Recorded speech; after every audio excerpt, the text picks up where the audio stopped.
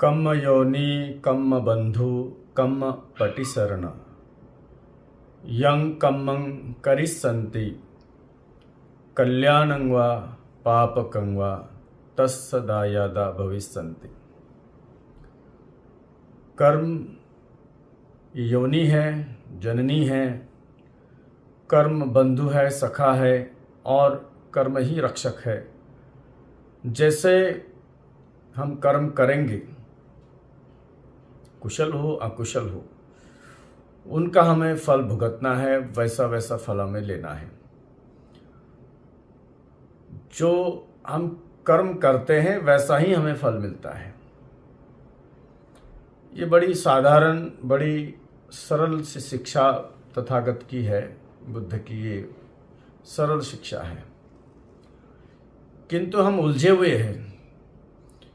हम इसे रोजमर्रा के जीवन में उतार नहीं पाते हैं, समझ भी नहीं पाते हैं। तो समझना बहुत जरूरी है कि क्या कर्म है और कैसे हमने उसको देखना है।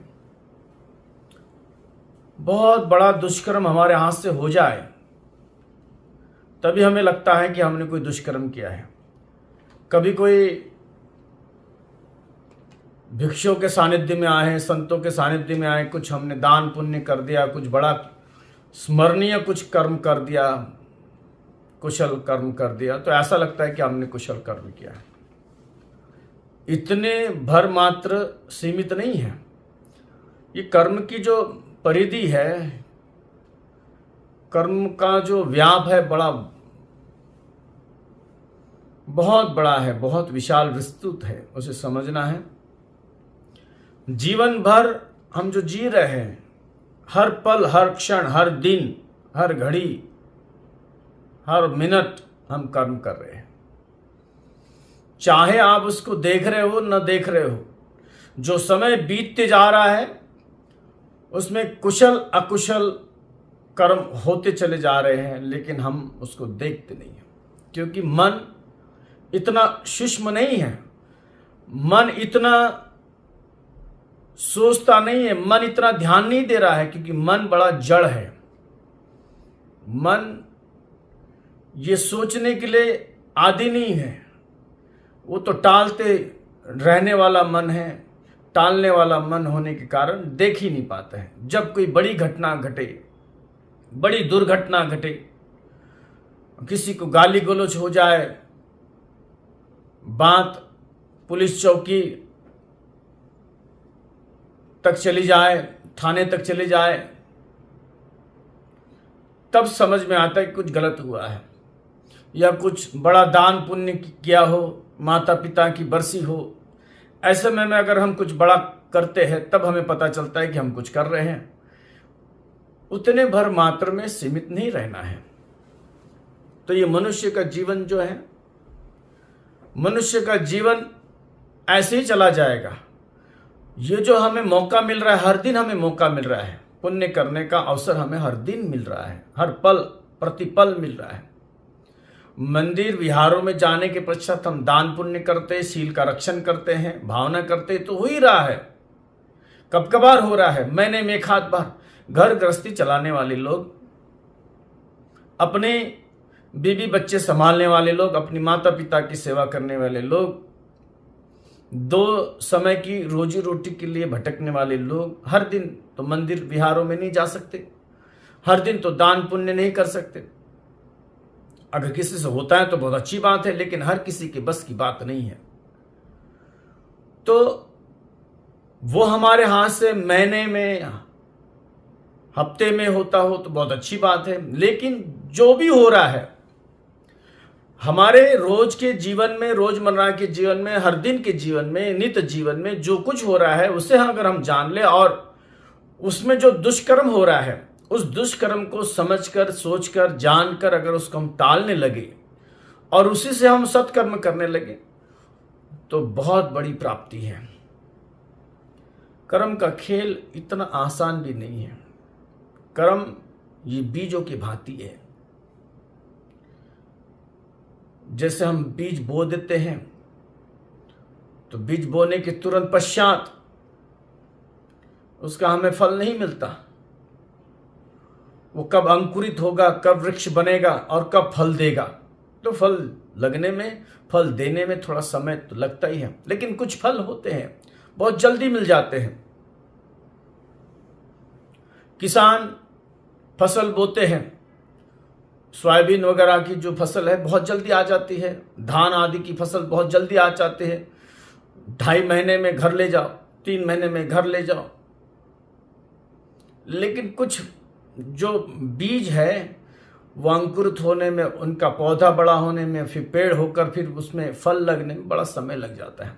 जैसे आम का पेड़ है, जामुन का पेड़ है, इन्हें थोड़ा समय लगता है। इसका मतलब ये नहीं हुआ कि अगर हम बीज बोते हैं तो उसका फल नहीं आता। अरे कुछ फलों को पकने में, आने में, वो बड़ा होने में थोड़ा समय लगता है। तो हम जो भी कर्म कर रहे हैं, अगर आज आप कर्म करते हैं तो कुछ पता नहीं चलता, तो इसका मतलब ये नहीं हुआ कि इसका कोई फल नहीं आने वाला। हर कर्म का फल होने वाला है, हर कर्म का फल मिलने वाला है। हर कर्म यानी हर बीज है हम बो रहे हैं तो उसका हमें फल अवश्य मिलेगा, जरूर मिलेगा। फर्क इतना है कि कुछ जल्दी मिल जाता है, कुछ समय लगता है। जब समय लगता है किसी फल को आने में तो ऐसा लगता है मानो फल आ ही नहीं रहा है, तो भूल जाते हैं। जो कर्म किए अच्छे हो या बुरे हो, जो कर्म किए हैं और उसको ज़्यादा अगर समय लग रहा हो तो हम भूल जाते हैं। ऐसा मानो हम प्रतीत करते हैं अपने आप से कि इसका कोई फल ही नहीं है। तो ये मानना, ये सोचना अज्ञान का प्रतीक है, अज्ञानता है, ये मूढ़ता है। तो तथागत हमें क्या बता रहे हैं? हमें तथागत बताते हैं 3 प्रकार के कर्म। 3 प्रकार के कौन से 3 प्रकार के हैं? ये शरीर, ये काया के कर्म, शरीर से हम जो भी कर्म कर रहे हैं ये शरीर का कर्म है। फिर ये वाणी से, ये जुबान से, ये जीवा से हम जो बतियाते हैं, बोलते हैं, वार्तालाप करते हैं, तो ये वाणी के कर्म है। और जो हम सोच विचार करते हैं, संकल्प करते हैं, मनन करते हैं, चिंतन करते हैं, विचार हमारे मन में आते हैं, तो ये भी कर्म है। अब सोचो, आप बैठे बैठे हो और आपके मन में विचार आ रहे हैं, तो क्या ये कर्म नहीं है? ये भी कर्म है। आप अपने आप से बात कर रहे हैं, किसी से बात कर रहे हैं, किसी को डांट दिया, किसी से बात कर ले, किसी से बोल दिया, तो ये भी कर्म है। तो ऐसा मत समझो कि आप कर्म नहीं कर रहे हैं।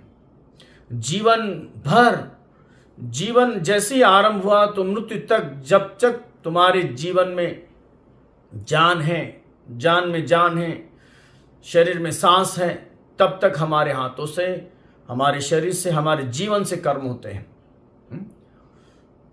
तो फिर ये कर्म जो है शारीरिक, वाचिक और मानसिक, ये 3 प्रकार के कर्म, इनकी संख्या 10 है।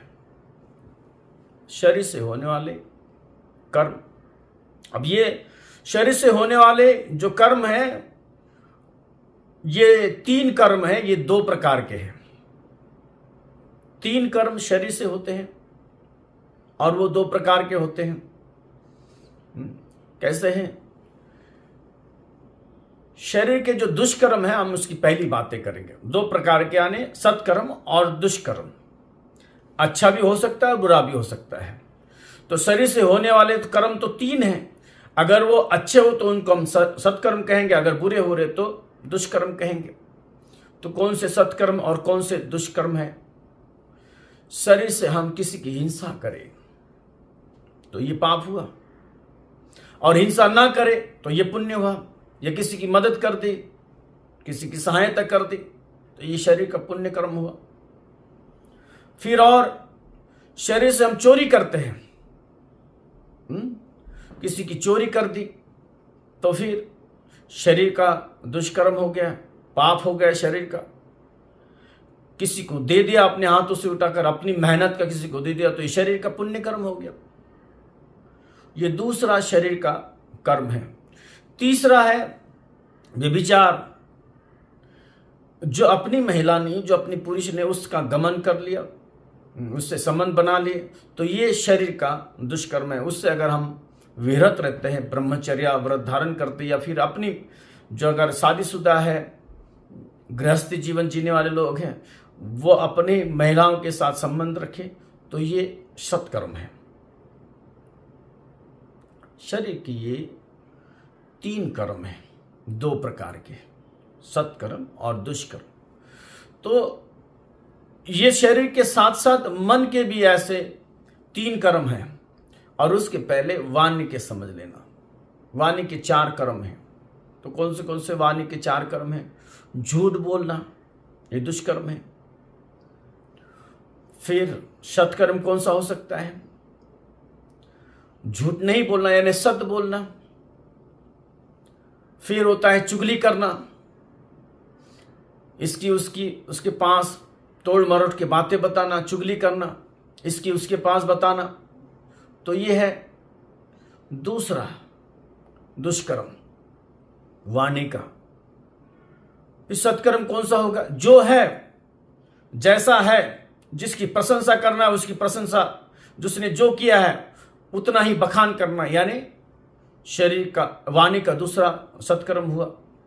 फिर तीसरा कर्म है कटु भाष्य, कठोर वचन, गाली गलौज करना है। तो ये गाली गलौज, कठोर भाषण, ये दुष्कर्म है वाणी का तीसरा। और अगर हम सम्यक वाणी की बात करें, अच्छी वाणी की बात करें, सत्कर्म की बात करें, तो कौन सा होगा वाणी का सत्कर्म? मीठा बोले, प्यारा बोले, सद्वचन बोले। फिर अंतिम वाणी का जो कर्म है वो है व्यर्थ की बकवास। समय हमारे पास बहुत है, हमें मौका मिल जाए कहीं तो हम देखते नहीं, हम अपनी स्थिति नहीं देखते हैं। अगर हमें मौका मिलता है बतियाने का, बात करने का, तो हम चालू हो जाते हैं। अरे उसका क्या लाभ हो रहा है किसी को, क्या परेशानी हो रही है किसी को, ये हम सोचते ही नहीं। और व्यर्थ की हम बकवास करते, तो व्यर्थ की बकवास बुद्ध ने कहा ये वाणी का जो है दुष्कर्म है। ये 4 प्रकार के 4 कर्म है वाणी के, दुष्कर्म है वाणी के 4। तो उसी को अगर हम सही कर ले तो वह भी सत्कर्म हो जाता है। अगर बकवास व्यर्थ की होती है तो वाणी का दुष्कर्म होता है। अगर हमारा संयम रहता है वाणी पर, अगर हम जितना बोलना है उतना ही बोलते हैं और शांत रहते हैं, मौन रहते हैं, गंभीर रहते हैं, तो वाणी का चौथा सत्कर्म हो जाता है। फिर मन से भी कर्म होते हैं। मन से क्या कर्म होते हैं?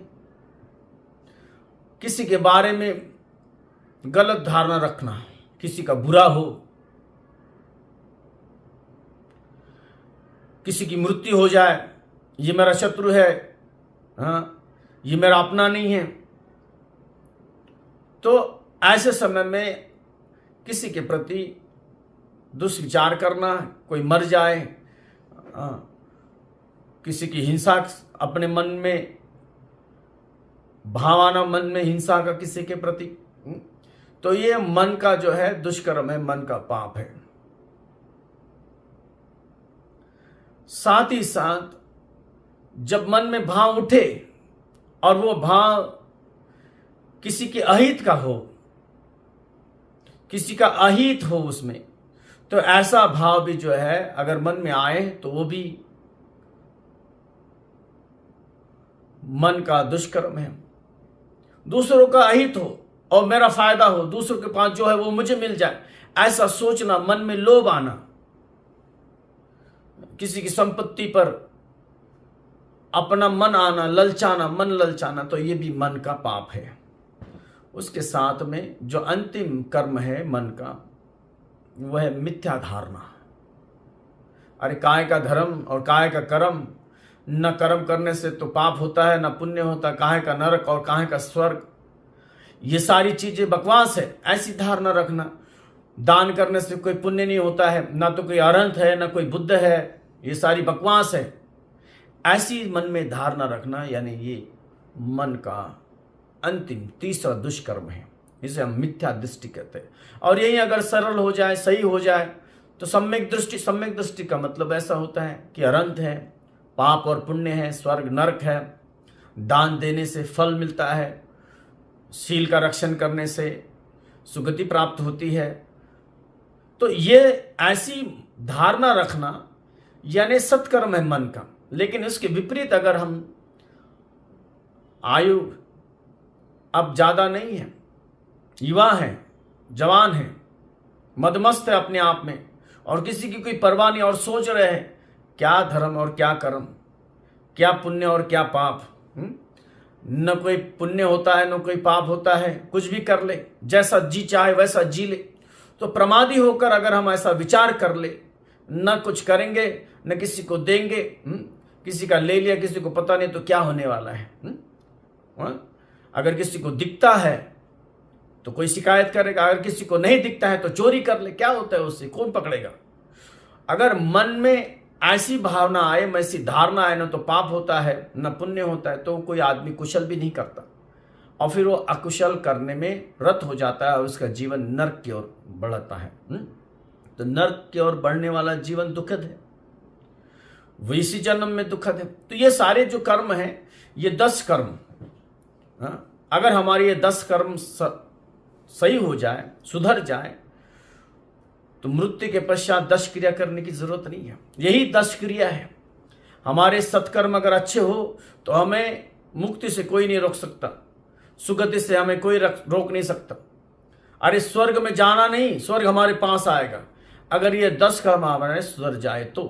लेकिन अगर ये दुराचार ये 10 कर्म में रहे और ये सत्कर्म न होकर दुष्कर्म अगर रहते हैं तो हमें पाप से कोई बचा नहीं सकता। चाहे हम कितना भी परित्राण कर ले, किसी की वाणी सुन ले, कोई हमारे अर्थी पर आकर कितना भी प्रवचन दे दे, कितनी भी गाथा का पठन कर ले, हमें नरक में जाने से कोई रोक नहीं सकता। क्योंकि कर्म वैसे किए, क्योंकि कर्म किए तो वैसा फल भी मिलेगा। जीते जी हम जो कर्म कर रहे हैं उसी का तो फल मिलेगा। जीते जी हम जो कर्म कर रहे हैं, जीते जी उसका फल मिलने वाला है और मृत्यु के बाद भी उसका फल मिलने वाला है। जो फल समय लेता है, कुछ फल पकने के लिए अनेक जन्म भी लेता है, कुछ फल पकने के लिए कोई समय नहीं लगता है। जैसे अभी आप भूख लगी है और आप भोजन कर लो तो तुरंत फल मिल जाता है, भूख आपकी शमन हो जाती है तो आपको अच्छा लगने लगता है। तो जो कर्म करते हैं उसका फल निश्चित होता है, अवश्य होता है, बशर्त समय लगता है, किसी को कम किसी को ज्यादा। इसलिए कर्म के फल नहीं होते हैं और मदमस्त होकर अपना जीवन जीना ये मूढ़ता भरा निर्णय है। इसलिए अपने आप को थोड़ा समझो, जानो, सोचो कि हमने अपने जीवन में क्या करना है और क्या नहीं। किसी खास अवसर पर साथ में मिलते हैं, जुलते हैं, किसी को पता है और तभी कर्म नहीं हो रहे हैं। अरे हम जी रहे हैं तो हर पल हर क्षण कर्म हो रहे हैं। तुम कैसा सोचते विचारते हो ये भी मायने रखता है। कैसे जीते हो, क्या कर रहे हो, आज किसके बारे में कैसा तुम भोजन बना रहे हो, किसके बारे में कैसा सोचते हो, ये तो बात की बात ही है। लेकिन तुम भोजन बनाते समय कैसा विचार करते हो तो ये भी कर्म है। आपको मालूम नहीं होगा, आप जैसी मनस्थिति से भोजन बनाते वैसा ही स्वाद उसमें उतरता है। इतना बल है मन के विचार में। इसलिए आप कोई भी कर्म करो, आप कहीं भी रहो तो हमेशा ध्यान रखना कि तुम्हारे मन में विचार अच्छे आ रहे हैं। क्योंकि मन में जब विचार आ रहे हैं तो किसी को परेशान नहीं करेंगे।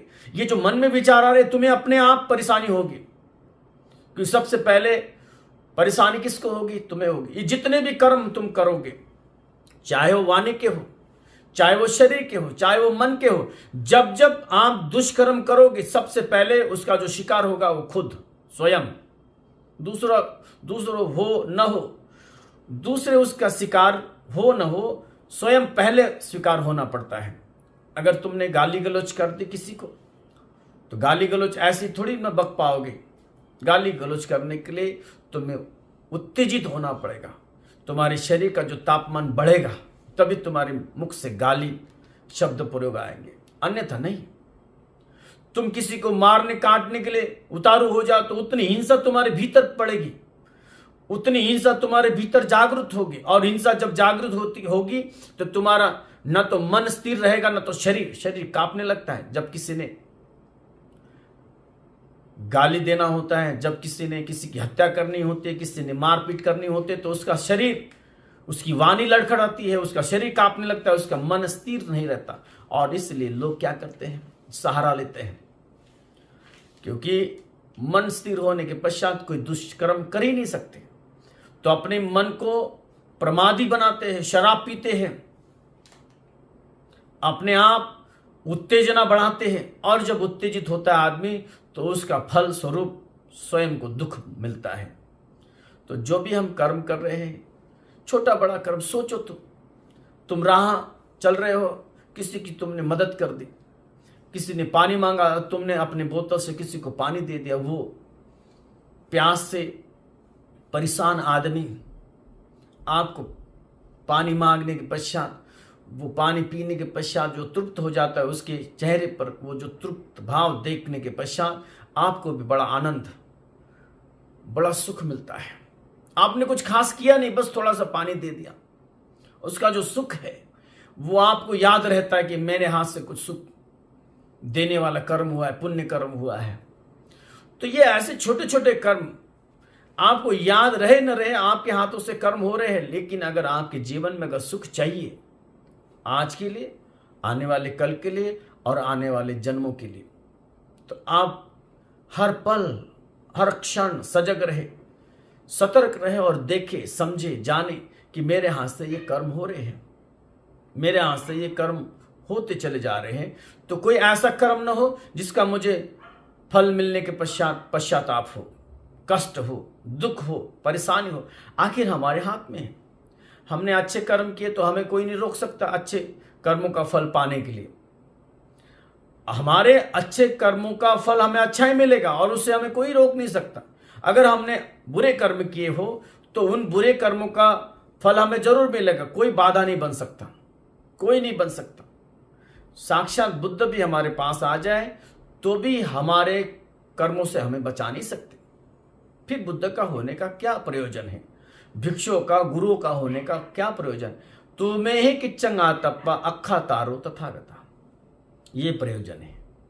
तथागत केवल मार्ग बताते हैं, तुम्हें दिखा रहे हैं। ये भी तो ज्ञान होना चाहिए, क्या करना चाहिए क्या नहीं करना चाहिए। क्या करना चाहिए अगर मालूम हो जाए, अरे वहां पर कांटे बिछे हुए हैं, अगर किसी ने रास्ता बता दिया कि इस रास्ते पर कांटे बिछे हुए हैं और इन रास्तों पर फूल बिछे हुए, इतना अगर कोई हमें बता भी दे, पहले हमने वो रास्ता देखा नहीं और उन रास्तों पर जो बिछा हुआ है अगर हमें कोई बता दे तो कितना बड़ा हमारा सहयोगी हो गया वो, कितनी बड़ी मदद होगी वो। तो हमारे पैरों पे कांटे नहीं चुभेंगे ना, हमें तो सुख और शांति मिलेगी, आनंद मिलेगा जब हम फूलों से लदे हुए राह पर चलेंगे तो वो तो सुगम ही होगा। लेकिन अगर हम कांटों पर चलेंगे तो दुख ही होगा। तो क्या करते हैं बुद्ध, क्या करते हैं भिक्षु, क्या करते हैं गुरुजन, क्या करते हैं सदगुरु? सदगुरु तुम्हें राह दिखाते हैं कि देखो ये रास्ता और इस रास्ते पर कांटे बिछे हुए, इस पर जाना नहीं, ये दुष्कर्म का रास्ता है, ये सत्कर्म का रास्ता है, यहाँ पर फूल बिछे हुए। तो ऐसा सत्कर्म करते रहो जिससे तुम्हें सुख मिलेगा।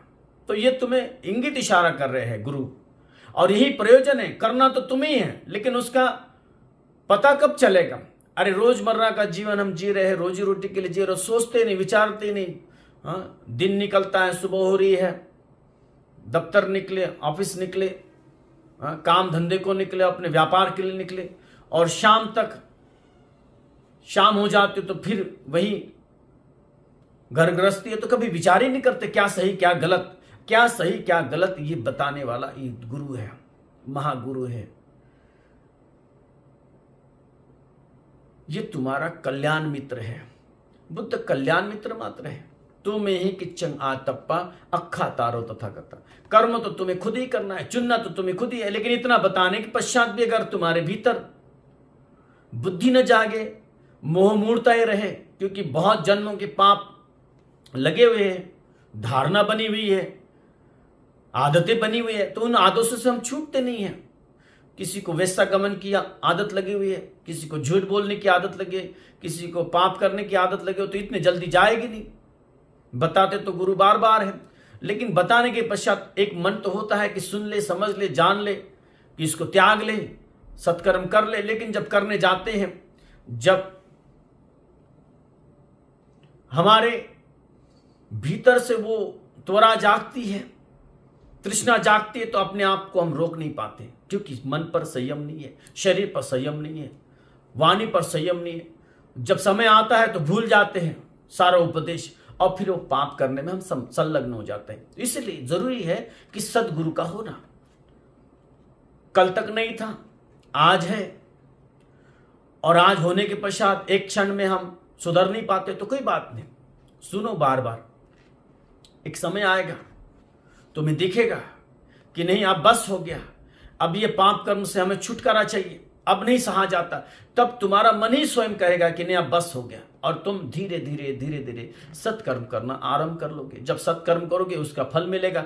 अरे ये तो फल बहुत सुखद है, किसी को दान दे दिया, गुरुओं को दान दे दिया, भिक्षुओं को दान दे दिया, धर्म में दान दे दिया। अरे ये दान देने में भी आनंद है। आज तक तो जाना था कि चोरी में ही आनंद है, चोरी करने से ये वो खरीद लेते हैं, ये वो मिलता है, पेट को खाते हैं, कपड़ा लत्ता लेते हैं, उससे ये तो आनंद मालूम होता है। लेकिन जब ये दुष्कर्म छोड़ दिया और किसी को दान देना आरंभ कर लिया, पुण्य करना आरंभ कर लिया, और उसका जो फल मिलना आरंभ हो गया, तब पता चलता है अरे उससे भी ज्यादा, उससे भी बड़ा आनंद इसमें है, देने में आनंद है। कभी तो छीनने में आनंद था, लेकिन आज दे के देखा तो देने में तो उससे भी ज्यादा आनंद है। जब ये पता चलेगा ये मन, तब फिर मानेगा और फिर ये धारण करेगा। जरूरी नहीं है कि आज के आज हो, थोड़ा समय लग सकता है, लेकिन गुरु का होना बहुत जरूरी है। ये वाणी बार बार सुने, पहली बार सुने कुछ समझ में नहीं आया, दूसरी बार सुनो, तीसरी बार सुनो, बार बार सुनो तो उसका अर्थ स्पष्ट होगा। सबसे पहले अर्थ स्पष्ट होना जरूरी है, मालूम तो हो कि क्या हो रहा है, क्या बोल रहे हैं, उन बोल का, उन शब्दों का अर्थ क्या हो रहा है, ये पता चले तो फिर अपने जीवन में आरंभ, गति देने को आरंभ होगा। अपने सत्कर्मों की गति को आरंभ जब हो जाएगा, तब धीरे धीरे धीरे धीरे सत्कर्म बढ़ते चले जाएंगे, बढ़ते चले जाएंगे, फिर फल देने चालू होगा।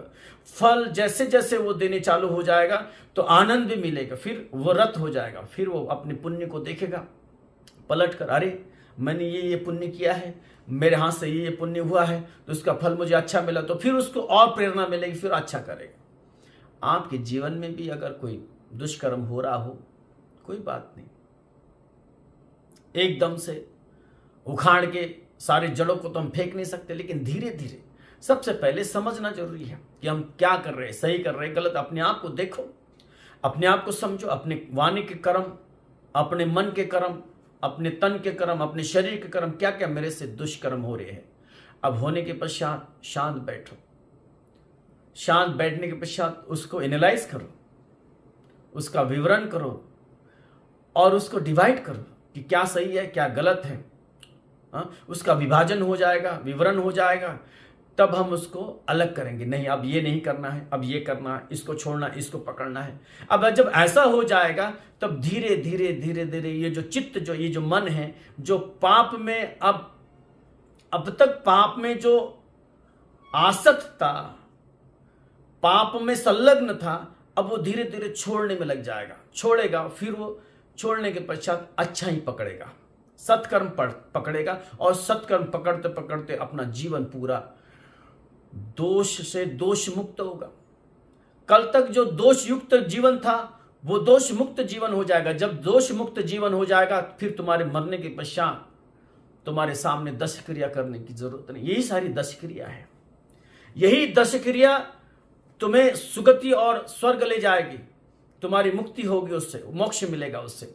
अगर हमारे सारे 10 कर्म सही हो जाएंगे तो हमें हमारी मुक्ति से कोई नहीं रोक सकता, हमारे सुगति से हमें कोई नहीं रोक सकता। बशर्ते ऐसा है कि हम थोड़ा समय दें, थोड़ा सोचे, थोड़ा जाने कि क्या हो रहा है हमारे जीवन में। और बड़े बड़े दिनों में नहीं, हमारे कोई शादी का सालगिरह आ रहा है कि कोई जन्मदिन आ रहा है तभी हम विचार कर, नहीं, हर पल, जिस क्षण तुम जो भी कर रहे हो, हर पल हम सोचे, हर पल हम जाने कि हम क्या कर रहे हैं। किसी के प्रति हम गलत सोच रहे हैं, किसी के प्रति गलत कर रहे हैं, किसी के प्रति गलत बोल रहे हैं, अरे अपने आप को देखो, अपनी रक्षा करो। दूसरों पर क्यों समय व्यर्थ बर्बाद किए जा रहे हो? अपने लिए कुछ समय निकालो, ज़्यादा से ज़्यादा अपने लिए समय निकालो, अपना भरण पोषण करो, अपना रक्षण करो, अपने आप को परिपूर्ण करो। काय से परिपूर्ण करना है? पेट भरना तो होता ही है, पुण्य से परिपूर्ण करो। ये पुण्य क्या है और पाप क्या है? यही पुण्य है, यही पाप है। ये जो 10 अच्छे कर्म है ये पुण्य है, और ये 10 बुरे कर्म है ये पाप है। तो अपना जीवन पुण्य से परिपूर्ण करो, अपना जीवन ओत प्रोत करो, तो जीवन में मंगल ही मंगल है, जीवन में सुख ही सुख है। सारे श्रद्धावान जो ये वाणी सुन रहे हैं, सभी का मंगल हो, सभी का कल्याण हो। जो ये वाणी सुन रहे हैं सारे अपने दुष्कर्म को त्यागे, सारे अपने दुराचार को त्यागे और सत्कर्म को जोड़े, सत्कर्म को करते रहे। वाणी के, शरीर के और मन के सारे दुष्कर्म दूर हो, सारे के सारे सत्कर्म जागे और सत्कर्म बढ़ते रहे, परिपूर्ण होते रहे। सबका कल्याण हो, सबका मंगल हो।